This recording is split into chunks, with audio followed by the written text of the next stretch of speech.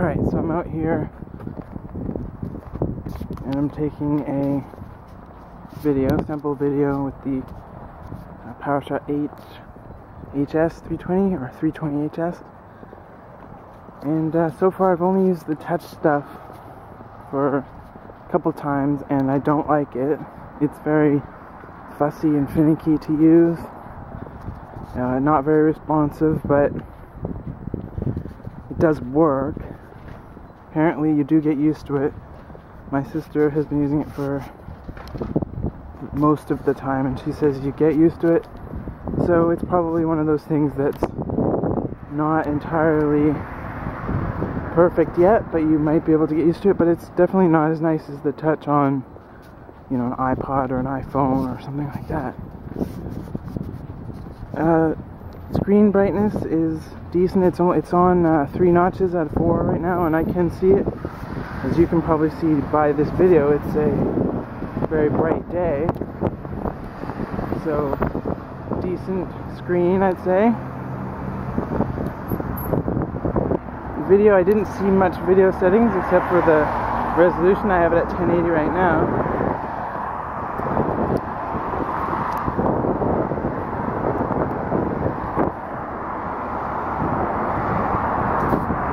I don't know if there's a setting for full-time autofocus or part-time or all the way off or whatever it is.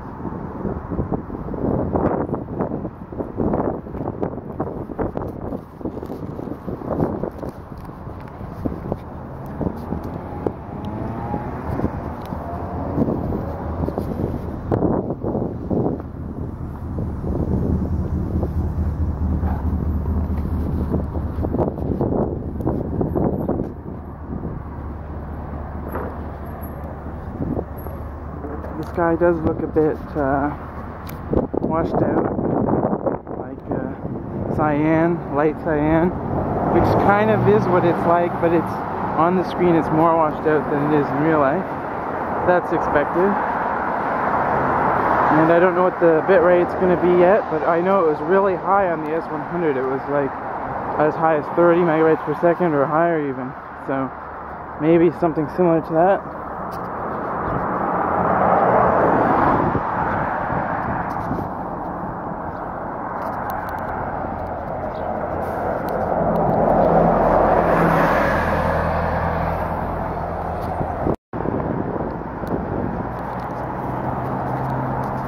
One thing that I've noticed is that the screen has a very, very aggressive blue tinge to it.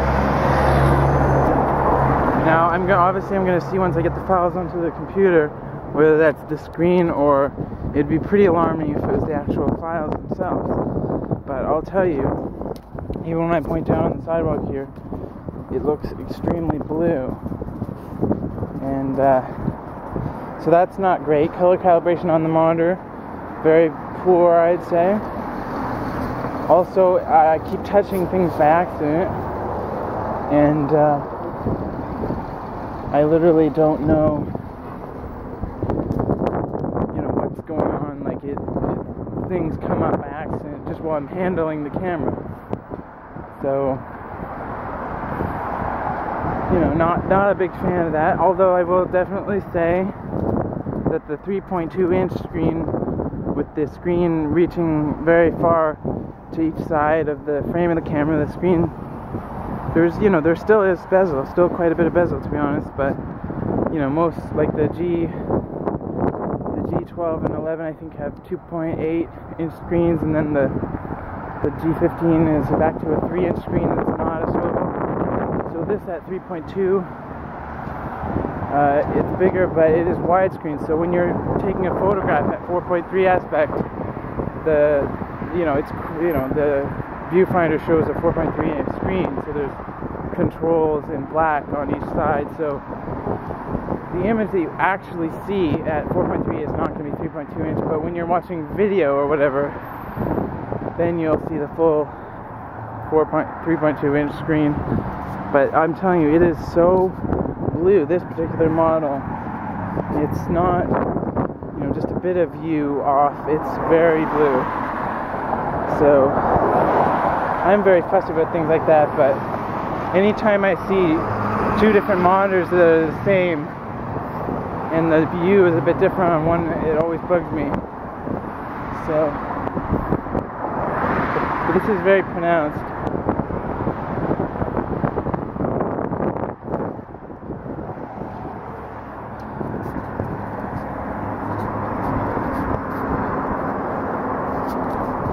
Indoors, when I'm looking at this white wall, it seems to be fairly accurate, representing this white, except for the far corners or far sides where it's a bit blue. But outdoors, it seemed that no matter where I pointed it, even at the sidewalk, it didn't seem to represent the sidewalk accurately. It seemed like the sidewalk was very, very blue.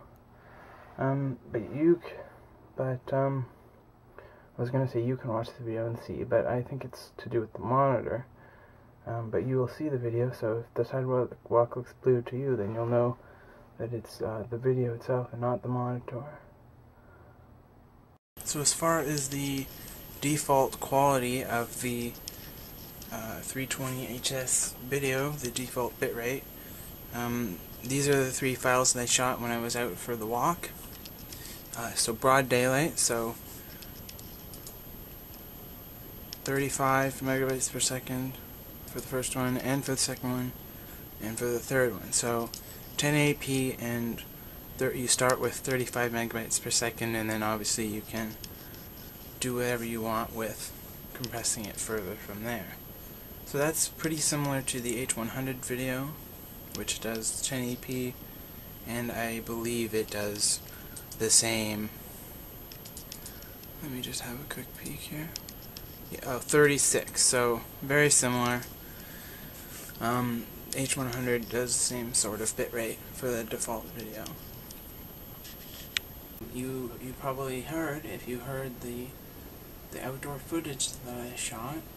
I couldn't comment about it at the time because I hadn't heard it back. But it's very, very sort of hollow sounding and very compressed sounding, just very small sounding. It's a very poor microphone. In fact, the Nikon S8000, which doesn't have that great a video, has much better, much more clear, full sounding microphone built in.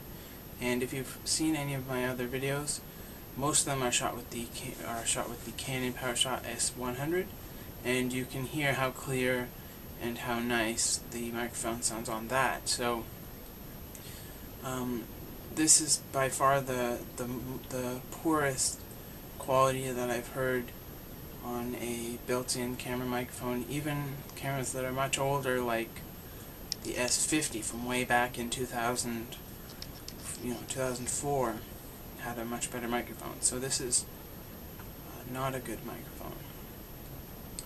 And yes, I was a little bit surprised. The footage that I shot while I was on my walk, I shot some with the Nikon S8000 and some with the Canon 320, and I was definitely expecting the Canon 320 microphone quality to be far superior. In fact, the opposite was true. The S8000 had a much better quality microphone, and that's not nearly as good as the S100 microphone. So I know the S100 microphone is, the S100 is a much higher price point, but the S8000 is equivalent in terms of price, and it has a much better microphone. So just want to make a note of the microphone. The quality is not very nice. Alright, so I've been out with the 320HS and the S8000, and one thing I really need to say about the 320HS is the image quality is outstanding. I was extremely impressed with it. In fact, for a few years with the G-series cameras, and probably other cameras too, they actually took away the superfine compression setting for the Canon cameras, and the earlier Canon cameras had it, so you could do superfine JPEGs and have nice high quality JPEGs. So with this new 320HS, or not new 320HS, but with the 320HS, they've brought back the superfine JPEG compression setting, and it's a 16 megapixels, so higher high resolution, and some of the photos I took today with the camera were 10 megapixels for the JPEG, and the quality was impressive. So even the higher ISO, the low ISO quality is very, very good, very clean, and even the higher ISO quality is, you know, a little bit better than stuff like the G11, but not too much. It's pretty similar, but overall image quality is pretty impressive, and the super fine JPEG compression is something that I've been waiting and hoping that it would come back, and I never expected it to come back, but it actually did. So that's a nice surprise. Oh, and the power button is right next to the little switch to switch between auto mode and program mode, and every time I went to turn the camera off, I pressed on that switch instead, so the location of the switch is a bit weird.